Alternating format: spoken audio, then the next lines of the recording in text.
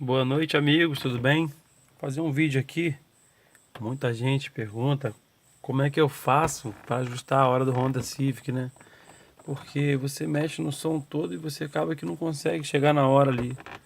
Então, não é tão complicado, mas explicando aqui no vídeo, todo mundo tem certeza que vai conseguir. Simplesmente, no rádio original do Honda Civic, tem a tecla AM aqui, como vocês podem ver. Então, eu vou dar uma segurada aqui no AM. Piscou lá, tá vendo? Tá piscando. No botão 1, tá escrito aqui, ó, botão 1. Deixa eu focar aqui, M, minutos, botão 2, minutos, desculpa, botão 1, horas. Então, você vai apertar o 1, você vai regular a hora, né? No caso agora são 9h28, né? Então, 9h28. E os minutos na tecla 2, certo, gente? Olha lá. Vamos fazer aqui, olha lá os minutos, ó. 31, 34, entendeu? Então vamos voltar aqui pro 29, vamos lá.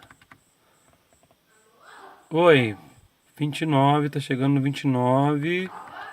Chegou no 29, beleza, é isso aí, 29. Aí já tá regulado, beleza? Então, hora e segundos, certinho.